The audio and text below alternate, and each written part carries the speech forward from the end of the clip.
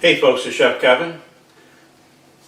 I've been making a bunch of comfort foods lately, and tonight I'm making another comfort food, but this is going to be international comfort food. Something that many people heard of but may not have had. I'm making Hungarian Goulash. Now this is the stew version. There's also a soup version, but this is the stew version, so it's much more thicker. And I'm going to keep it along the lines of a traditional Hungarian goulash. There are several different types of goulashes, and there's several different types of Hungarian goulashes. So I'm going to try to keep this on the Hungarian side. So I have a bunch of nice ingredients here. Let's take a closer look at them. This is going to be complicated. No, it's not going to be complicated. Okay, first of all, I have my meat here. This is beef, and this is pre-cut. This is the way it came from the butcher. This is chuck, and it's already cut, so you don't have to do that, so that'll make it a little bit easier. And you can also use pork if you like, or veal, or even lamb. Now, chuck is a very tasty cut of steak, but it's also very chewy. That's why you never serve a chuck steak. So most chuck is ground up and used as burgers. It has a very nice taste to it. And traditionally speaking, a stew was considered peasant food because it's made from pieces of fish or meat that are not that desirable. They're leftovers. They're tough meats, but not so much anymore. Okay, that's 2 pounds, by the way. My other ingredients are salt and black pepper, of course. I have 2 yellow onions. I have some potatoes, 6 ounces of potatoes. I have 2 cans of 14.5 ounce fire roasted diced tomatoes. I'm not using flour to thicken it. I'm going to use the natural thickness of the tomatoes. I have some red wine, 2 tablespoons of garlic, fresh ground garlic. I have some herbes de Provence. This is a mixture of several dried herbs, and technically speaking, traditionally speaking I should say, you would use caraway seeds. And those are the seeds that you usually find on the outside of your bread. Now I tried to find caraway seeds in my neighborhood, but living on the eastern shore of Virginia, it's very rural. There's a lot of farms around here, not much else. And sometimes I think I'm living in Hootersville. Eb, either you're going back to the switchboard or... Oliver, lunch is ready. I'm coming. What were you yelling at Eb about? He left the switchboard. There's nobody at the phone company. Well, what difference does it make? Lisa, I took over the phone company to prove that I could give the valley good phone service. Well, now that you prove that you can't, why don't you forget about it? I'm not about to. It's important for the farmer to be able to call for what is that? Hot water soup. Hot water soup? Soup made out of hot water. Just plain hot water? What else do you put in a hot water soup? Might put a bouillon cube in it. Why, then it wouldn't be hot water soup. You said you were going to make chicken noodle. Well, it isn't my fault. It's the chickens. I looked at every one of them, and none of them had noodles on them. Lisa, you don't... All they had was feathers. And I didn't think that you wanted chicken feather soup. No, they might tickle my... Drink your soup while the water is hot. Nobody in their right mind would drink hot water soup. I'm sorry I kept you waiting. Oh, boy, hot water soup. Nobody in their right mind would. That's what I said, and there's your living proof. Hot water soup, I gotta try that. I don't think I could blow that. Okay, I have some red pepper here. This is cayenne pepper. Just give it a little heat. You would not necessarily put this in a traditional Hungarian goulash, but I'm going to do it anyway. And what makes it Hungarian is this item here, this herb. This is paprika. And I'm going to let Uncle Felix tell you a little bit about that. I'll have you understand this is the finest kitchen in Connecticut, Mr. Basil Knocker. Just call me Felix. But what smells? That's Irish stew. Goulash with turnips? Catastrophe. It isn't goulash, it's good old Irish stew. Maybe old, but not good such goulash. I tell you it isn't goulash. What it is? Paprika. That will fix it.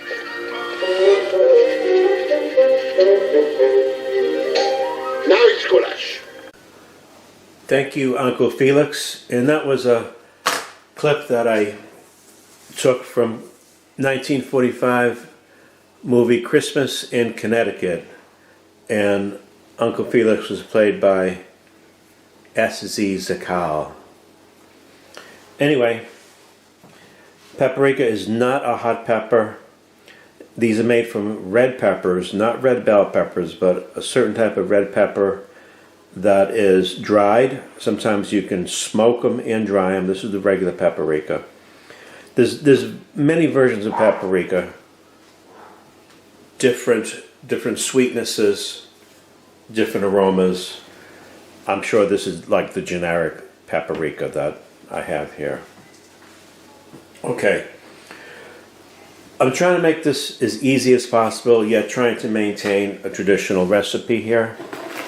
So, traditionally speaking, for just about any stew, you would take the meat, and a lot of people coat it in flour, and then they brown that to give it some nice color.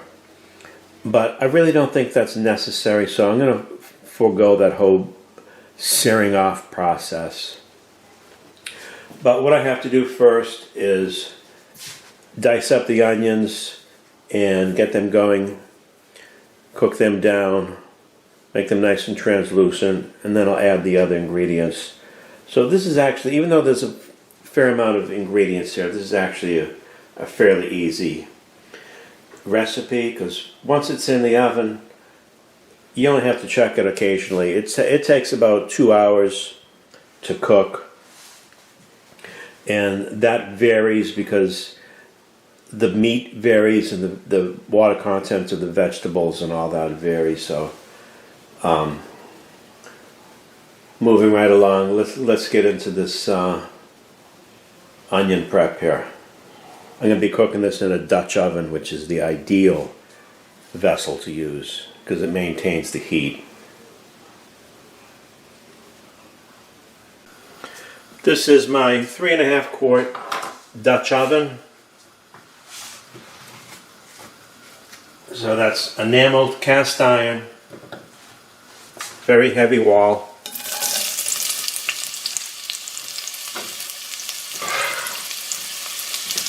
Very good heat retention, and you can put it from the stove into the oven, which is what I'm going to do.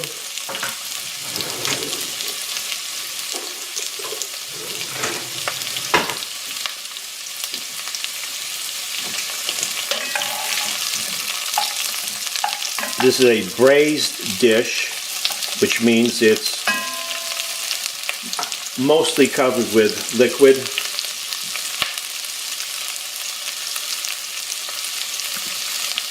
Some sea salt.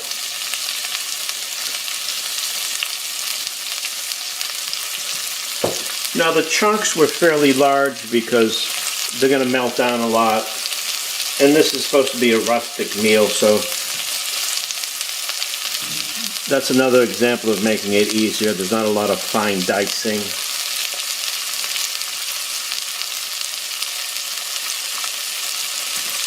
Okay, I'm going to let that sweat down 3 to 4 minutes. I'm actually going to go ahead and add my spices now. And I do this for a reason. That way it wakes up the spices. Brings out more flavor that way. So that was 3 tablespoons of pepper, the paprika, I should say. I don't know how much Uncle Felix would put in, but that's what I put in. This is the ground red pepper. This is the hot one. And again, I'm not going to put too much in there. Now I'm just eyeballing that. That's probably about a teaspoon. I already have some salt in there. I can add more later, but I'm going to add a tablespoon of black pepper.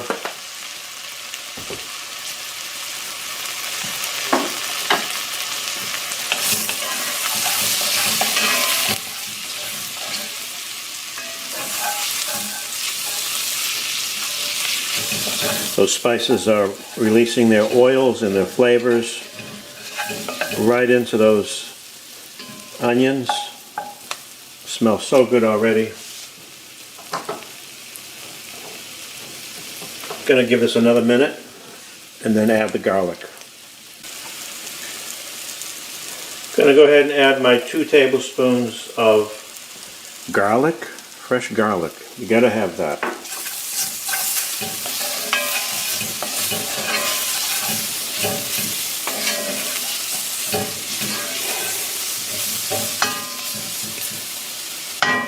Don't want that to burn, so I'll let that go for about a minute. Cooking along nicely here. Gonna add my 2 pounds of cubed chuck.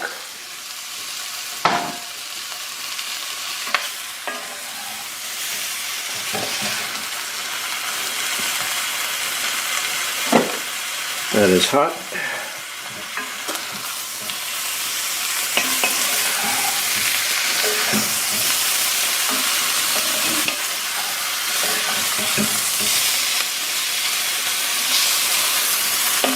Trying to get everything coated up here nicely.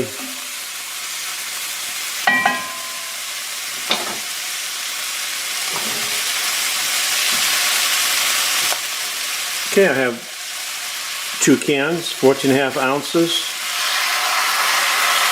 The fire roasted diced tomatoes. I really love these. Make a good soup with that as well.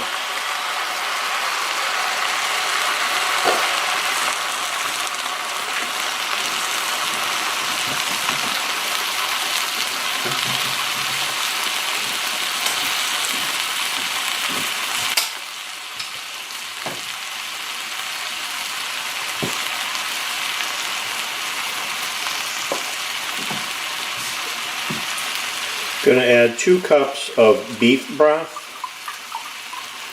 Now you can add veal broth if you like, or chicken broth, but I think beef broth is more appropriate.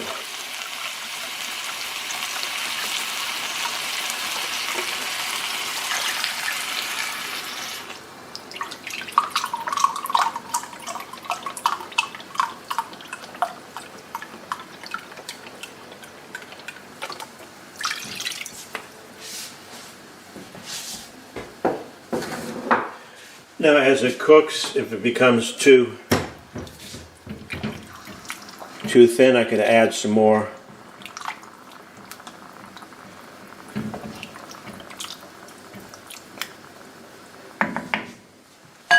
That's just about right. I'm going to add a little red wine. That was about a half a cup, I'd say. Going to add my herbes de Provence.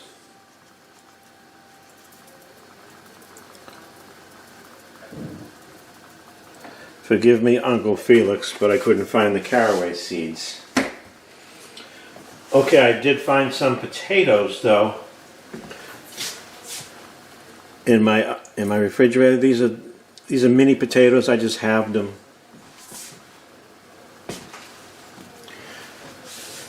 And I also found some criminy mushrooms, and I just cut those in half.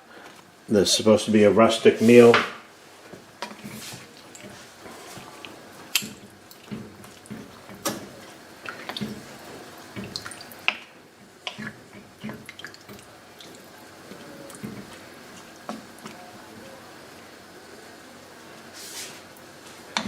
Okay, all things looking good here.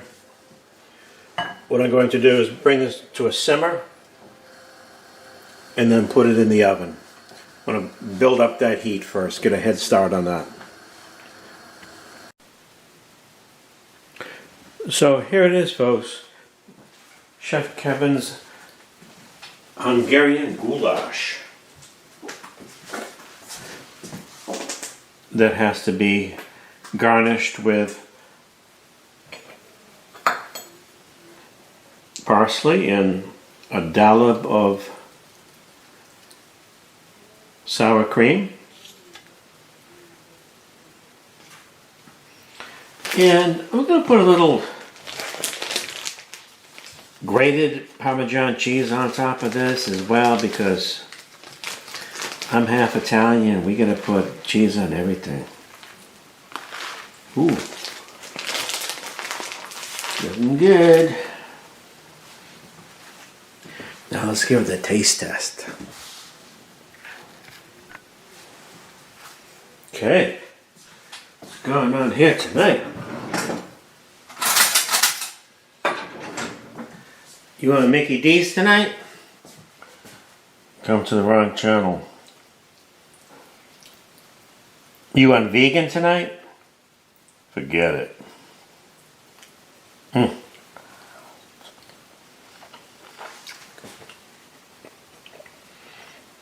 Oh, that is so good. It's the sour cream with the parsley.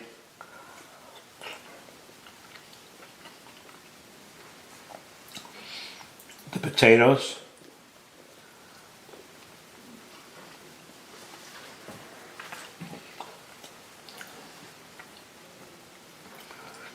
Let's not forget about the flat dumplings. They soak up the sauce nicely.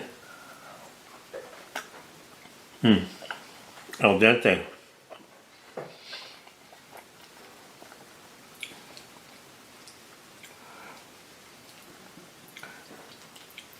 The pieces of beef are nicely cooked. It's not hard at all. It's nice and soft.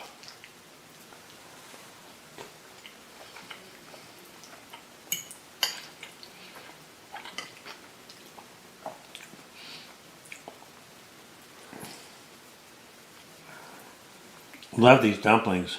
Never had them before. There's so many ways you can make dumplings.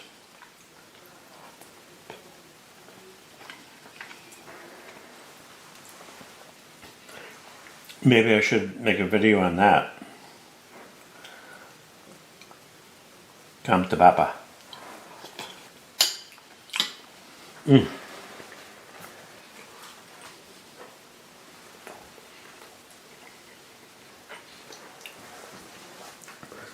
Okay, folks. I hope you enjoyed this video as much as I did.